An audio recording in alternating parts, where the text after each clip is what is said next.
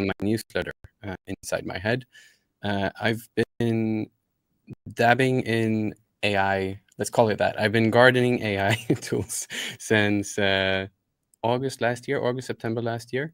I left my full-time job in May, and wanted to figure out what to do next and started to build things. And as I was doing that, I realized that I'm learning so much and I need to share all the things that I'm learning, because I'm getting like aha moments pretty much every single day. So that is currently what's up. And now I'm just trying to do that as much as I possibly can. Yeah. And we're so excited to have you here to share a little bit. And we want to know a little bit about where everyone here is at. And so we're going to do a quick experience check. So this is a chance for you to tell us kind of where you're at with your AI knowledge. And we're going to take the session wherever you want to go to make sure you get the most out of it. So there's going to be a quick poll that comes up here. And go ahead and give me a little reaction here where you're at. Have you never tried AI image generation, but maybe curious? Maybe you've tried it out a few times, not sure what you're doing.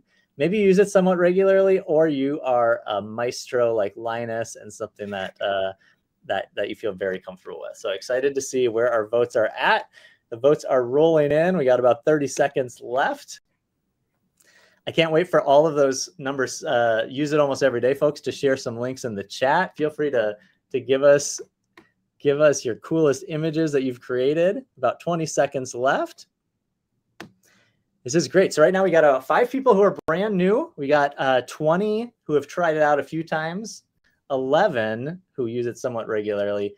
And we have 8 experts here, Linus, who are going to battle you today with some AI image generation, which will be a ton of fun. All right. Great job, everybody. Thanks for sharing. We will definitely hit a little bit higher level, but don't feel left behind. We're here with lots of time for questions. So feel free in the chat to add anything that you have questions on. Yeah, so I'm probably worse than the 8 people who said they use it every single day. So I'm going to try to do my best to maybe teach you something. But if you walk away from this without anything, feel free to hit me up afterwards, and I'll try my very best to introduce you to something that you might not have seen before. I just want to set expectations. There is a lot we're going to cover. So before we dive into it, we want to let you know, in case you have to drop off early, that this is just a preview. Not only are you going to learn what's possible in this webinar, but next week, Linus is diving deep, doing a 3-hour course all about using AI. And so this is going to be a chance to dive in with Linus, and it's something you can do by yourself or with your team. And so if you go to the link that I'll put in the chat, or also youraiworkflow.com, you can learn more about that. So we'll tell you more about that throughout the session. I'll drop that link just so you have it, but that's going to be a chance to work in a small group with Linus and go really deep. So if you're excited by this session, that's going to be a great place to take action. That's next week from this time for 3 hours. So from 12 Central to 3 p.m. or so, depending where you're at. So let's dive into what we're going to learn today. So we have kind of 3 big pieces that we want to cover with you today. First, we want to talk about how to go from text to image. So how do we just use text to create images? And we're going to look at that with Midjourney. After you've kind of gone into Midjourney and learned a little bit about that, we want to learn about how to create a flow. So you actually create a workflow using tools you probably already use, like Adobe tools, Photoshop, Figma, whatever it might be. So really creating that workflow. So it's not just going to different tools, but create it into a seamless experience. And then third and finally, we want to do some of this on the fly. So you actually see how things are rendered, how you can take seed images and update them, and how you can really use inspiration in the moment to create immediate images. So those are kind of the 3 big things we'll do. At the end of each section, you're going to have a chance to ask questions. So definitely throw those in the chat and I'll answer them asynchronously or save them up for the end and ask Linus. We have a ton of fun and we want to get to it, but that's kind of where we are headed. As always, feel free to give those emojis, let us know how we're doing, and can't wait to start learning. So last piece of housekeeping, I'm really excited about this one. We are going to give you about 2 minutes to do something called Build in Public. This is something I'm really excited about. I know Linus is as well. I think with AI image generation, it's important to share what you are building. So Linus, tell us a little bit about why you share so much. And while he's doing that, I'm going to put a link to Linus's tweet that he put up about 15 minutes ago. I would love for you to respond to that tweet about what you hope to learn in this session. So this is a way that we can practice building in public, which is essentially sharing what you're learning. So tell us, Linus, why you're so passionate about building in public. And for everyone listening, feel free to click over, tell us what you want to learn on Twitter, and we'll make sure we hit it. So I mean, I think number one is that the barrier to entry has never been lower than what it is now. It doesn't matter if you've been in the creative industry or not. Before, kind of everything was up in an ivory tower, and it was really hard to get started. You had to do a lot of hours learning a lot of tools, and I have great respect for people that have done that. But I think now we're kind of at this phase where we're democratizing access to a lot of things. You don't need to buy expensive equipment. You don't need to, have like a workstation at home with like the latest GPU or anything. You just need like a phone, access to Discord or a browser, and you can start using these tools straight away. We can look at ChatGPT as an example, where I just go to a website, sign in, and it's free to use. We can look at Midjourney. There's a little bit of a threshold because they are charging, but there are free tiers where you can try it out. There are plenty of other platforms like Lexica Art or Stable Diffusion XL that allows you to just like go in and start creating.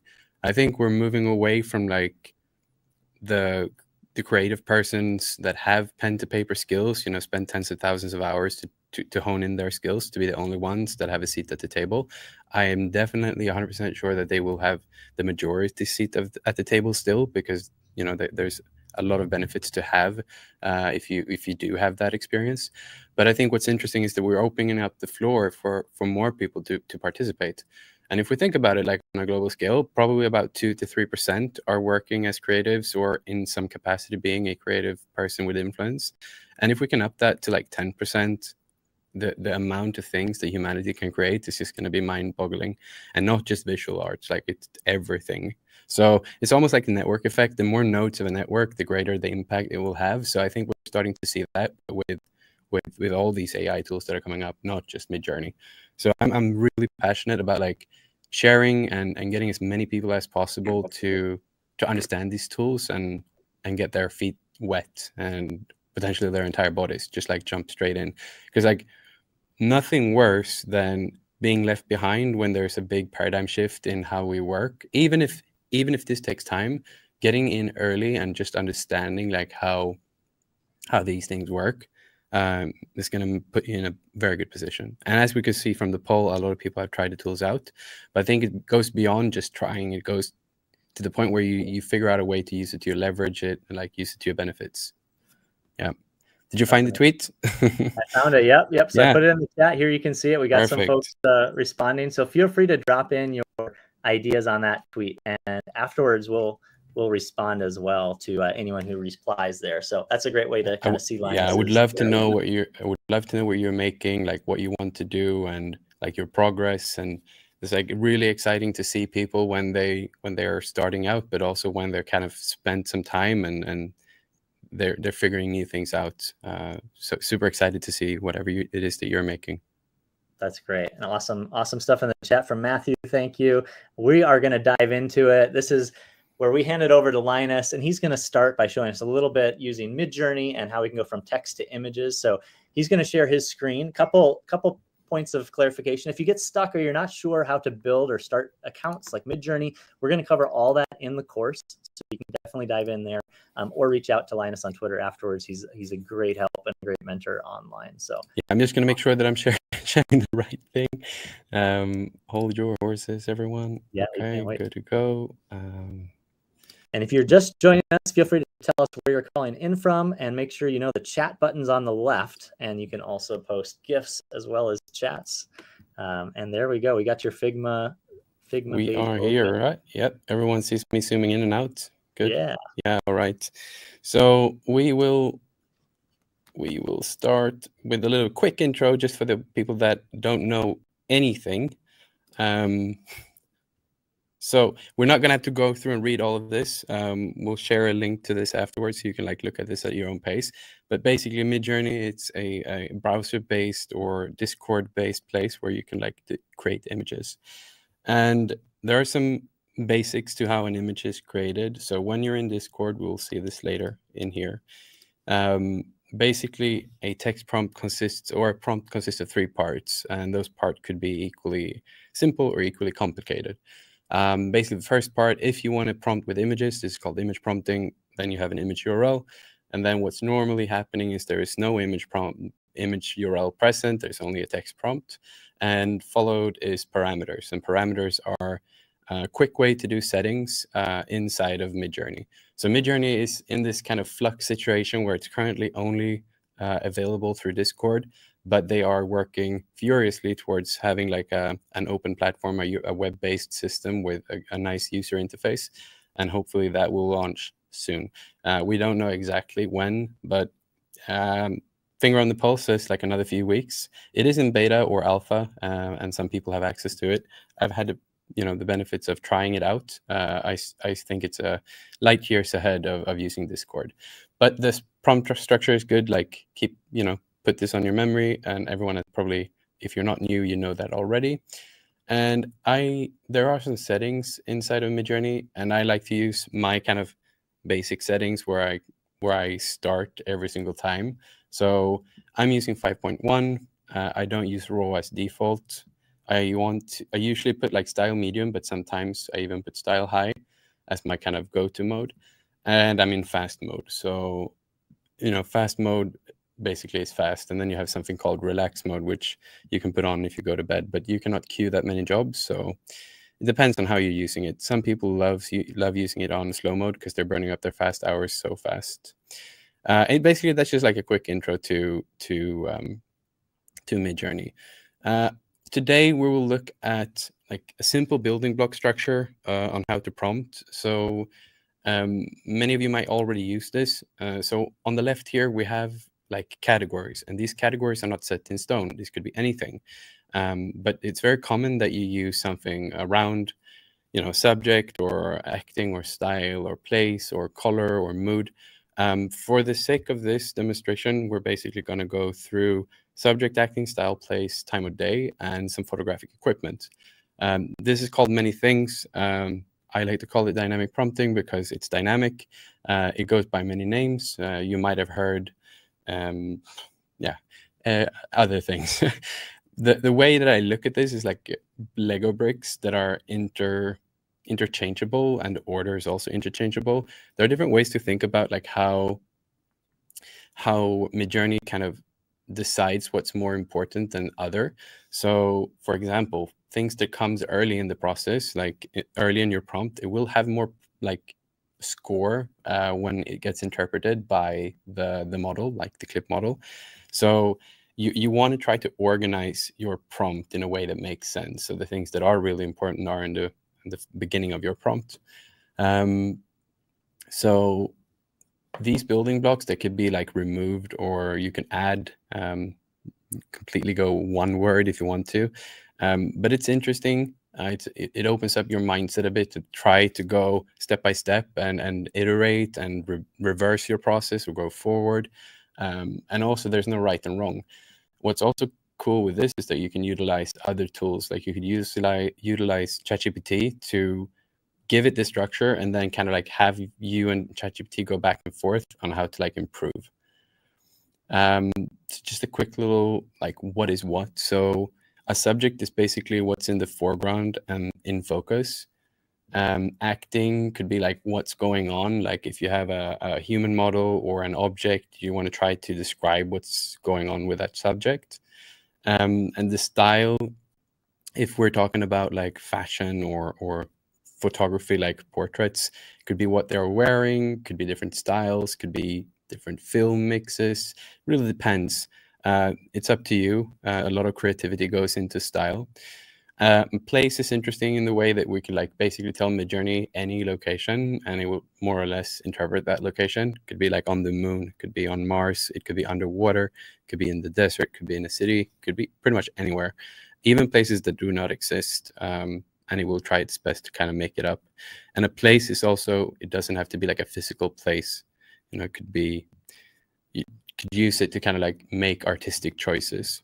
Time of day is really interesting because you can like make a lot of weird things with time of day, because it really puts a tone in your photos. And then you can choose your equipment. Like this is, again, if you're doing like photography, like trying to mimic photography, you could use stuff as like film presets. You could put your lens in and other settings like aperture, focal length, what fit you and your needs, basically. So let's try to do something like, you saw the image for this. I think we had an image of a male kind of fashion shoot with flamingos. So let's walk you through like the process. So again, here we have the different pieces. So we have the subject, we have something that it's doing, we have the style, we have a location, and we have a time. So we have a man holding a flower wearing a flamingo suit on a tropical island in the evening sun. A very simple prompt, in the sense that you can understand what it means. There's no hidden keywords. There's no weird stuff going on. We don't write a novel to get this image. And we get the output. And the output here is fairly straightforward. It's not like the most impressive image you've ever seen, but it kind of shows how little it takes to go places. And probably aware of this, but like aspect ratio is available in 5.1, and anything goes, like between 1 to 2, 2 to 1, and everything in between. There's no decimal. So like if you want to use weird aspect ratios like cinematic, 200, like 2.35, 9, you need to go, or 10, you need to use hundreds. So you need to go 239-100, for example. But the normal ones are 16:9 or 3:2, 1:1, 2:3, etc. So if you know a little bit about aspect ratio, then this is a way to get around. And aspect ratio is not kind of dimensions in terms of width and length in pixels. It's more like the ratio between the sides. So with these prompts that we were playing around with, going and adding like 16:9 here, for example, we get these landscape photos. And we're keeping the style from before, but because Midjourney is trained on different type of data, the landscape photos usually kind of bring out more interesting things, because the square ones, they are usually very zoomed in, and they're hard to get out, like they're hard to make wider in some instances, whereas like the landscape ones are a lot better at that. So we could see here that just by running a few times, we can get some really nice outputs that we could work with. And now you can consider this in a workflow where you're working at an agency, or you're working somewhere, and basically the flamingo suit and the flowers is just an analogy. It could be anything that you're working on, which is powerful. So just to pause right there, Linus. So yeah. just to emphasize that point, I think you're saying it's better to have a wide image, like a 16:9 or wider, because it allows you more room to play with. I'd say like Midjourney is better at creating things at these dimensions. Sometimes like portrait as well, like a very interesting stuff can happen. But like the square format, I personally am not a big fan, because it kind of removes a lot of the possibilities. But it depends on the use case, I'd say. Yeah, that's awesome. Well, I know we have about a dozen folks in the session that are experts. So in the chat, let us know about kind of your go-to aspect ratios, what you kind of use. Would love to see what other and what you do, like if you're following this format as well, or if you ever tried. I think it's very common, for sure, very common. But for anyone in between, I think maybe you haven't, or maybe you're just not aware that you can like follow this tactic, for example, or follow this way of working with your prompt. Again, let's just move forward here. So we're changing the model. So like basically, well, we got a man, we can do a woman, we can do anything. I just want to showcase that like anything is possible here. And we also get things like this, which I find is very interesting. It's like obviously like not what I intended to do, but this is kind of the beauty of working with AI tools, because like obviously, while this is not the intended thing, it's a nice serendipity. So it could be that like, this is interesting. I could work with this. I could like explore this further. I can go crazy places with this. But if I were like traditional working with this, I would never kind of hit that when I was just doodling. I would never go, oh, let's see if the flamingo could be the hand, for example. Obviously, we see the flamingo is missing from here. Okay, so once we've done all this, like once we're through like playing around and like figuring stuff out, we can actually like go deeper, and we can use the variation. So I'll show this in Discord slightly soonish, but basically once you've created a bunch of images, and you want to like continue down a route where like, okay, I like this, let's kind of work with this, variations is your friend. So let's, for example, here, we have this sofa image here, square sofa image, but I like this one in the bottom. So I'm just going to go and be like, okay, variance number 3, I'll get more variance. And this can be done multiple times. This is like really powerful.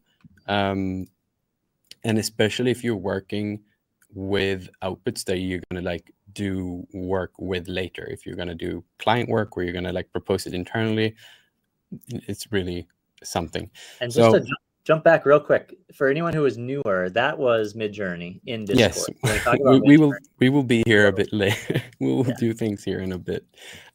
So actually, let's just quickly talk about like a thing here that like some things that I think important to note. Like, what can I use Midjourney for inside of the business? Like, what are the important aspects? So like, obviously like mood boarding, but even concept development and like asset creation, but most importantly, I think like communicating your ideas. So like I should have said this before, but like these are the 4 things like where you should like construct your workflows around. Like if it's mood boarding, if it's concept development, there are quick ways to just like win on each of these steps. And like if you're unfamiliar, like obviously mood boarding, everyone should know that, but like in terms of concept development, could be like you're currently in a linear process, or like you're working in a place where everything is going, you know, one department after another. But with AI, it's like everyone can have a say, and it's so fast that you like that concept development cycle could be circular, and it could happen at any point of your journey, essentially. And in terms of asset creation, I think there are 2 types of asset creation to think about here. Basically, it's like final arts, which I don't think a lot of people do yet, because like there's so much unknown around like how to utilize the final arts. There are some, and I think we'll see more, but I think more importantly is like creating assets that will help your team to create like the best things, or create like the intended output with as little deviation from the original idea as possible, but like faster, but you also have more time to like try things out. Yeah, so let's like, how are we doing on time, Scott? Like maybe we should we're good. Yeah, we're doing okay. Let's take get those questions ready. I just put in the chat. I think if you work in a creative industry, or if you're on a team, highly recommend checking out that course next Tuesday, because what you can do is actually bring something you're working on, and then we'll be able to workshop it with Linus and kind of build some variations off it. So let's keep going a little bit more with text image with Midjourney, and then we're going to move over to Adobe in a little bit. Get those questions ready. Yeah, all right, let's do this, because I think like we're a bit in. So we're done with these sections. So let's look at composing another image. Let's try this. So yeah, I think we can jump to this part. I think that's straight away. Like, let's do that. That's equally good. So I am working on creating a bunch of photos internally for a wider range of cheese for a commercial shoot that we're doing for our dairy brand. And I'm trying things out. So like maybe I'll start again a bit like a studio product photograph of melting cheddar cheese. It's a commercial for a dairy brand, yellow gradient background. So the parameters I'm going to use here is stylize 1000. So that's like high, very high style. And then aspect ratio 2:3. And I'm going to do 2 repeat steps. So this basically going to tell, we can run this basically. Why not? We just do this, let it run in the background. And when I'm trying things out, I usually do cheddar with all different background colors, Gouda with all different background colors, and mozzarella with all different background colors. I'm going to run this once, for example, and then in the same amount of time it took me to generate 1 image, I'm going to be able to generate a whole bunch of images. This is a super powerful way of leveraging the AI tools to your benefits if you're at the phase of like ideation or mood boarding, because you're just going to get a whole lot of things smashed out for you in literally no time at all. Got like really important power usage tool, like having permutations. And obviously you're going to use more of your GPU time, but if you're just using it like ordinary, this is not gonna, like, you're not gonna run out of time that fast. Let's throw a few questions your way then. So we got some really good ones coming in and ideas as well. So Dean, I think, had a great question for what you're working on, which is how effective is Midjourney when creating an advertisement or magazine cover art? Yeah, I think depends on the client, depends on the use case.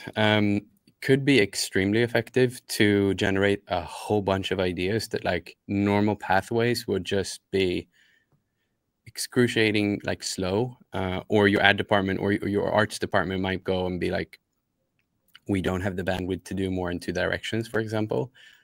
Whereas, like, if you're working with a team or a client that is willing to kind of like, hey, you know, we're willing to explore more directions to kind of see if we can find serendipity, then, like, definitely beneficial to use 100%. And if you want fun inspiration for Dean or anyone, Midjourney actually has a printed magazine, which I think is so fun. And what they do is they print the most interesting things created by Midjourney. So you see it in a magazine format. So definitely can be used that way. And I know, like, some of the images you made to promote the webinar were amazing that way too. So another question Peter had that I think is a really common one that I hear a lot is, can I use the images I created however I want? Yeah, yes, you can. If you're creating them with Midjourney, yes, you can, but you cannot trademark them, at least not in the US. Obviously, different jurisdictions have different legal frameworks. This is, or, like, you cannot copyright them, not trademark, sorry, not copyright. So if you're working with clients that are extremely, like, tight-lipped and they do want copyright on everything that is being produced, you cannot copyright the raw output. But you could, if you are manipulating the images, everything that you have manipulated in the outputs, it's copyrightable. If that makes sense. Right. So you're saying if we took an image from Midjourney and then we take it into Figma or Photoshop or whatever. I'd say Photoshop, yeah. Yeah. And then it's going to become if you the pieces that you manipulate, like all the retouching that you are doing, if you're doing retouching, and all the edits and manual, like if you're drawing things on top, all of that is your work. And the original stuff that's like AI generated, you cannot copyright. But again, this is like in the US. So if you're active in the UK, or if you're active in Germany or somewhere else, there are other legislative frameworks and environments. I'm not sure there's a ruling in the EU yet.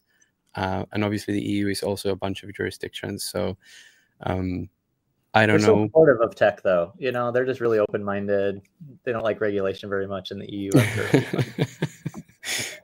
Yeah, something good. Like well, that was great. And Knight had an awesome comment, which is you need the /fast enabled for the permutation. Yes, so, exactly. And there are different tiers of permutation. Like, so depending on what subscription you're on, sorry, I should have mentioned this. So if you're on the basic subscription tier, you can do 4 parallel jobs with permutation, or I think 4 jobs could be that 4 jobs are accepted. If you're on the standard subscription plan, you can do 10 jobs, and if you're on Pro, then you can do 40 jobs. Yeah, so a bit of a gatekeeping there, but again, permutations is indeed a power feature, I'd say. Like, but it's a good one to know. Repeat is equally powerful, I'd say. But permutations, if you don't want to write and copy 10s or 20s of jobs, then it will save you a lot of time. And it's also one of these things, like if you're working at a company, you should just have the Pro subscription, like no boundaries, right? If you're at home, you're using this as a hobbyist, then chugging up the money for the Pro subscription might be a bit too much, but you can use permutation on basic as well, but you cannot do as many jobs. Should we continue a bit here? Yeah, let's go. All right, so I am going to show you Adobe Generative Fill also, but let's talk through the slides first, and then we can dive into Adobe Generative Fill and kind of like maybe show from nothing to Midjourney in general, like with Photoshop, and then like an output, for example. So I prepared a few examples here. I guess if you have been on internet for the past few weeks, you've potentially seen Adobe Generative Fill.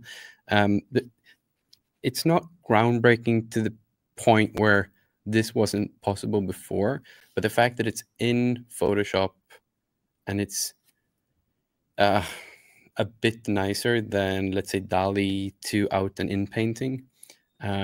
Makes it hell of a lot more easy for everyone to kind of, or like available, I'd say. You need the Adobe Photoshop beta, but if you're subscribed to Creative Cloud, or if you want to try it out, there's a free trial. But basically what we can do is like, we can look here at the images that we generated. We kind of generated a bunch. And I think one that stuck out to me was this kind of pink. So this one here, I don't know if it's mozzarella. Yeah, I think it is some weird mozzarella. Very perfect. And this one. So these two images. Let's start with the top one, and I want to kind of show what's possible without painting. So I generated this in a portrait mode, like in a portrait 2 to 3 format. So the creative guys that I'm working with, they came back and said like, hey, we actually want to use this, but we want to use this in a landscape way. So if you regenerate this, even with the seed in Midjourney, you won't get the same image. So they really like this one. But then kind of like out painting or generative fill with Photoshop comes in really handy. So what we can do is we can take the original image, resize the canvas to whatever size we want. And then with the simple click of a button, we can have Photoshop kind of tell us what it thinks should happen around that space. So the final image looks something like this. And it might not be 100% perfect. In some instances, there are a bit of like manual labor needed to be done. If you zoom in here, I'm not sure if you see, but there's like a little dark frame. You could see where the original image was, for example. So you might need to like polish it a little bit. But the fact that we can go from like this AI generated image to this AI generated image with a few clicks puts a lot of power back to the operator. This could have been a photo that you took, right? So generative fill does not just work on AI generated photo, it works on anything. But it could be a photo that you're working with and everyone is super happy with it. But the fact that it's like, we cannot use it because we're lacking a bit of space on the right hand side, or we're lacking a bit of space in the top. Just use Adobe Photoshop, generative fill, and Bob's your uncle. To show you the other example as well, we have here the other image that I liked a lot because it looked like I was hungry when I was doing this. I craved sweets. And we have the same thing here. Like I just expand the canvas as far as I want and click a button in Adobe and off we go. Image is enlarged. And I could go in here now and I could like polish things up, like maybe these shavings here are in the wrong place, or maybe I want to remove some of these. And I could do that as well. It really shows here like what's possible with generative fill, which essentially is just out painting, but in a way more easy to digest format. Would love to know if like people have been playing around with generative fill in general in the chat. So or would you react with emojis perhaps? Yeah, drop it in the chat. We had a great question too on just how to efficiently spend fast GPU time if you're on a standard plan. And Knight jumped in and said kind of depends on how big of a rush you're in. But any other thoughts on how to manage the fast GPU time? Yeah, I'd say when you're exploring things, and if you don't mind, there's two ways I'd say that this could work out well for you. So either you spend the fast GPU time when you're exploring and kind of finding your direction. And if you find your direction and you want to like, I want to go deeper on this, I want to create a lot, but not manipulating the prompt too much. I just want to like get Midjourney to do its magic and give me like the 100 or 150 outputs for me to then curate. I would do the massive output using the relaxed mode. Once I've decided like this is the pathway I want to go, because then you don't have to waste your fast GPU time on kind of the boring work where you are not expecting Midjourney to do much more than to give you variation or to give you alternatives to pick from. Re-rolling is an important, like I can't stress this enough, like only doing one shot, like or like zero shot, like just typing one thing, the first image you get from Midjourney, I guarantee you most of the times that's like a very boring photo, right? Like you won't get your best shot from that one try. So yeah, that's one way to do it. And another way to do it, if you're is the opposite, but then you kind of like you're burning your fast hours fast. But if you're in a hurry, right, and you don't have the time, then you want to explore much fast. That's the other way. But if you want to effectively like allocate your time well spent, the other way is probably the way to go, where you explore with fast hours, but then grunt work or kind of your volume you do with relaxed hours. That's great. Yeah. And then, okay. So yeah, that's a good question, actually. So we haven't touched on this at all, but like, okay, let's go back here. The good question: how do I find and retrieve things? So Midjourney.com has this website. So if you go to Midjourney.com and log in with your Discord account, there is a website, and it's weird because it's like it's basically not working. It's working. It's doing its weird thing. But if you go to your home, you have obviously like a big feed with stuff that you've created. And this feed is like, I wish there was just one that gave you everything. So you can press all and it's somewhat everything, but sometimes I find that things are hidden. Good thing is you can search. The search is okay. We could try here to see if we can find a portrait. Actually, a bunch of portraits. Basically not all the portraits, but it gives me portraits. Maybe if I go stop, well, you don't know. Yeah, it's weird how it works. This is probably the best way to like find your work if you're creating a lot of things. And before you could organize your work on Midjourney.com into like folders-ish. Or categories. You can't do that anymore. Strange way, but on the new website, you can. So once that's live, you're going to be better able to organize your work on there. So yeah, hope that answers your question. Good. Let's dive deeper and drop more questions in the chat. Hey, Everett, by the way. All right. So where were we? Out painting, generative fill. So I think maybe this is maybe people understand this now, but like obviously like at this point, even if you're down the rabbit hole, we like the pink images. Even now, we haven't spent that much time. We might be like let's generously say we spent an hour to get here and exploring things, half an hour, an hour. And we're doing this large campaign, so we're going to meet like plenty of images, right? Someone comes in and is like, hey, actually, we don't want any of the pink stuff. We want green. At this point, you could just go like, hey, why not? Like, let's try that. Because like, if the person asking for that is in a position to be able to ask for it, and you don't want to push back, I think it's almost like the thing to think about when clients, push something to the left or do this, or can you make it pop? Sorry for the expression, but like, usually we don't do that because it takes time, costs money, and like we have used our creative mindset to kind of like pick a direction.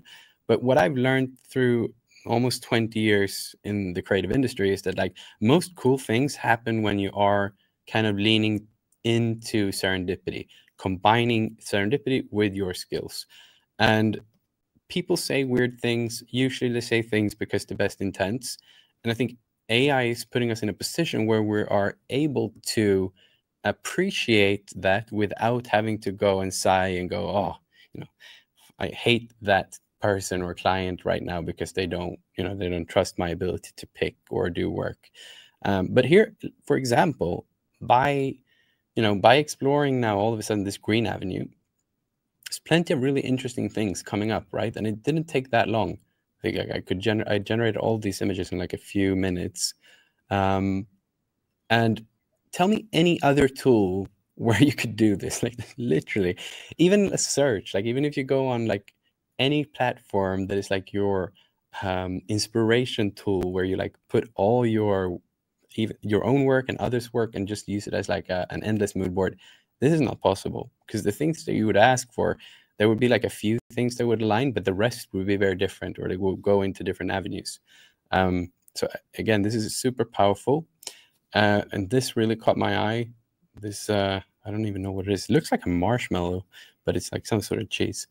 Yeah, so don't get too hung up or too married to your initial thoughts. And again, you know, if someone doesn't like your direction that we picked, like this, is it ice cream or is it mozzarella? I can't really decide. You could easily just generate more. And, you know, it's not shouldn't be seen as like a showstopper, right? It should almost be seen as like, oh, you want me to do more? Yeah, I'll do more. Why not? Let's go crazy with this. Let's see what we can do. And obviously at some point you need to put down the foot and be like, enough is enough. But like, it's so much fun. And it's so much fun tweaking, and like you could easily like lose yourself in this type of work. If we call it work, I don't even know what to call it. Like the next generation of creatives, they will look back and be like, why did you guys do all that weird stuff that took that long time to do? Why? Yeah, in a good way, I hope. So with that out of the way, like the variation, the variation thing is so nice. Like so many times where you hit something where you're like, oh, it's almost there. Like, and then you go variations and like, oh, you find what you're looking for. So yeah, that's that part. Let's stop there. And I got a few questions for you, yeah, and we'll do maybe an audience request if we have some time here. So some good questions. So one of them was, can we add our own images for Midjourney to quote work from? yes, indeed. Yes, you can. And this is something that we'll definitely go very, very, very much deeper on during the 3-hour workshop, which will be a lot more like hands-on. I see if I can find an example.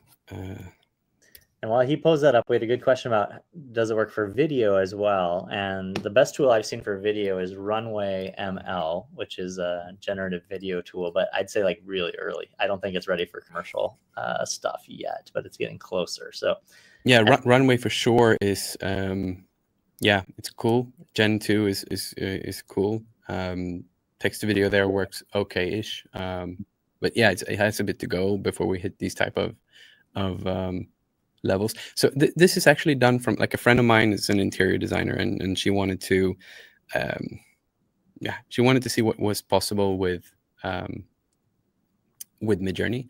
So we basically had one of her photos,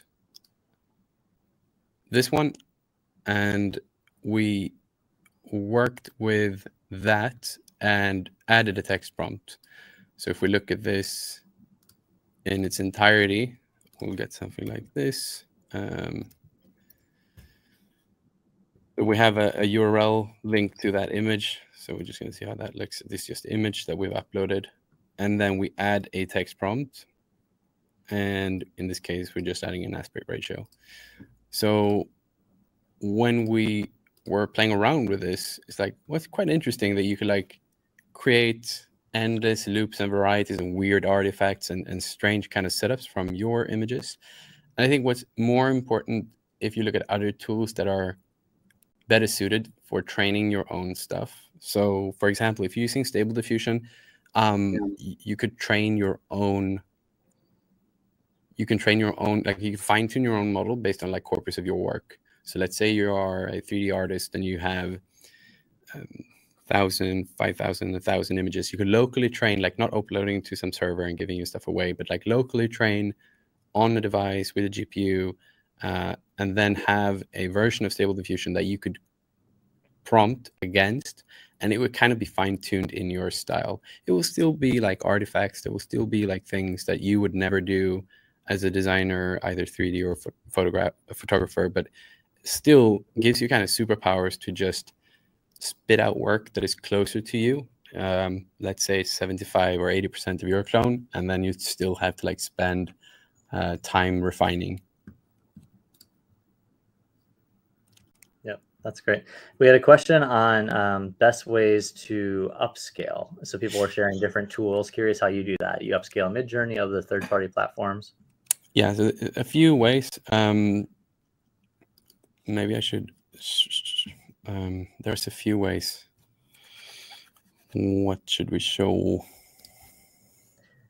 we had people suggest gigapixel, stable diffusion, upscale. Yeah, so personally, I use ClipDrop if it's online. So they have a image upscaler here. You could see if we can try the cheese image here. I'm going to upscale that 4x.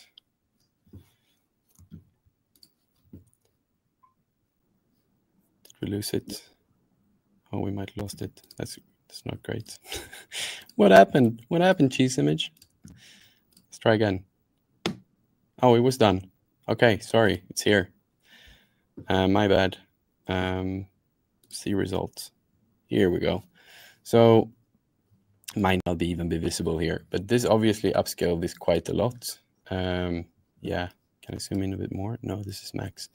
So we can see before, maybe this doesn't come through, but obviously like the original image wasn't that big. And then afterwards, it kind of added a lot of fidelity. But as you kind of scale, if you scale too much, you'll get these not so nice artifacts.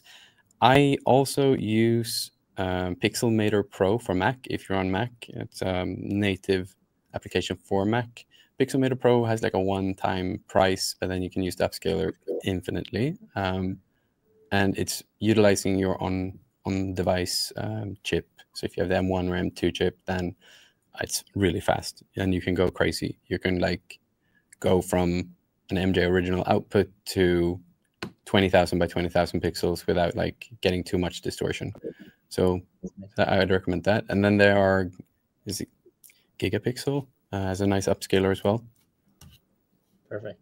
Great. Well, we do have an audience request for an image here. So I think what we can do, Linus, I'll shoot this. You can look in the chat. Charles thought we could maybe make some Nike Air Jordans in the style of Dune. And he has a prompt for you. Maybe you can show how you might take that prompt, add to it.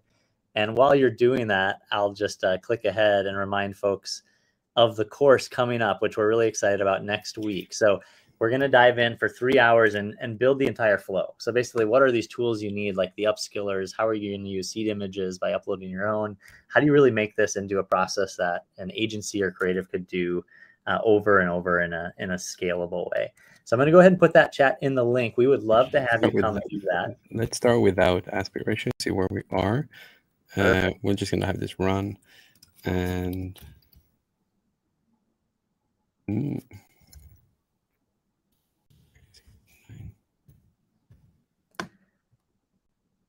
it'll take a little while to render, but we'll get it going. No worries. We'll go. I'm going to try some things here just to see if we can.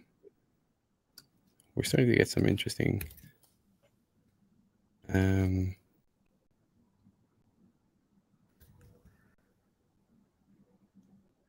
And we had this question a couple different ways. Great one from Angel here. Will the Figma be available? So everything that you've seen, the video, the slides will be available. And also, as we mentioned with the course next week, you also get a special promo code that's good for today only. So anyone who's in this session can use the promo code webinar, and that'll be 20% off valid today. So if you're interested in the course, today's the best day to get it. Would love to have you guys join us on that and dive deeper with Linus. So I like that. I like this like reference. Like this is something that like obviously depending on where you are, like what your morals are. This is I personally I don't have any weight in this, right? So I think for me, for us, like if we were communicating style, if you're communicating anything visual, like of course you're going to reference other people. That like we do that all the time. I do that all the time. I love referencing other people, and I think also when you're referencing other people and you're doing that, like you're basically telling and giving clout to that person. What I would be like kind of like gray area is like if you are trying to replicate artwork from a specific let's say artist, if you're trying to make a painting that you're going to sell on Etsy, but you're kind of like, oh, make a painting in the style of X, and then you're like, oh, it's mine. You know, that's kind of like where it's diffuse. But if you're like trying to like generate ideas for a commercial, or like you want to reference something, this is a great way to do it. So these ones did not work out right. The other ones in the beginning here did. It's taking a bit longer than expected. Actually, I like this a lot. Let's see what we got here. Yeah, so we could add to this, like these are quite, what I would expect perhaps. Maybe the lighting is a bit boring, but the fact that we just got these like out of nowhere for me is quite impressive. What you could do here now is we could generate a bunch of these and we could like fuse them together using blend, for example. And let's just see if we can, we like this one top here and this bottom one here and this one here. I'm going to upskill those and let's see if we can like just quickly blend them together. And you go ahead, you can talk. I can do this in there's background. a question, Linus, on is there a way to edit existing rendering? So for example, use V2, but make the shoes red, or do you need to start the prompt over? No. Well, you cannot, like this image, we cannot really edit this in Midjourney. If you wanted to make this shoe red, you would have to like edit the color of that in a photo editing tool. What you could do is like we could like react to this with the envelope emoji, and we would get back the job ID and we would get back the seed number. And we know that we have the prompt here. We didn't add any parameters to it, so we can go imagine. We have the prompt. We can do -- seed. We can grab the seed number. This is the random noise seed number that Midjourney decided to make this image from. So this, I would do this when I'm just randomly like generating images. Then I could go, okay, photograph of a, let's say, of A, this is like one shoe. Let's say red Nike Air Jordans in style June. Let's hope it doesn't make a red environment though. If I wanted to have full control over like the seed number from the get-go, when I did this prompt, I would go this, let's do -- seed, and then we'll just decide a seed number. So we'll do 5555. Now, like it will use this seed, like the random seed 5555 in the latent space, and I can now use that every single time.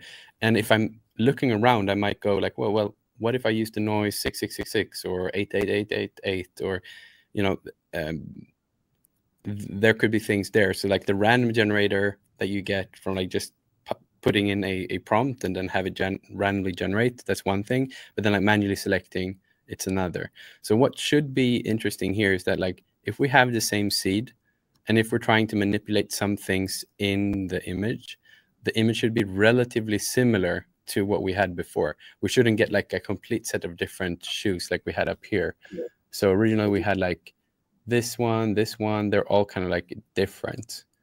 But when we put in the seed number, we should have something that's a bit more similar or that follows that structure. So now this is actually 5555. So if I now start playing with like the colors or like adding or removing things to this prompt while maintaining that seed, the images shouldn't change that much between each other. So let's say we do this, Studio for Jordans on a square slab in sand. See what we get. We can continue with questions. Sorry if we're running over. Yeah, no, that's great. Well, this is the big finale. So we've already hit our time, but we're going to spend more time together. Yeah, I don't mind. In the AI workflow course. And would love to have you guys there. So definitely check that out. Use the code webinar so you get a special discount. And we had, great questions here. We'll email out the slides in the video for you. And if there's any other questions, go ahead and drop them in. But we're so grateful that you are here. Linus is on Twitter, very active, and we encourage you to drop in his tweet what you're hoping to build, and we're going to be able to respond and put some of these shoes that he makes there as well. Yeah, I'm going to see if we can try some blend stuff here. So yeah, we can see this didn't work really great here. So we have to refine this. We have to like figure something else out here. What did I actually write?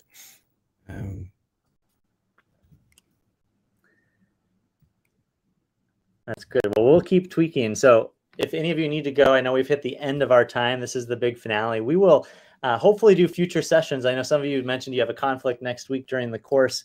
We will have courses in the future, hopefully, but we want to test one out and really dive deep with people.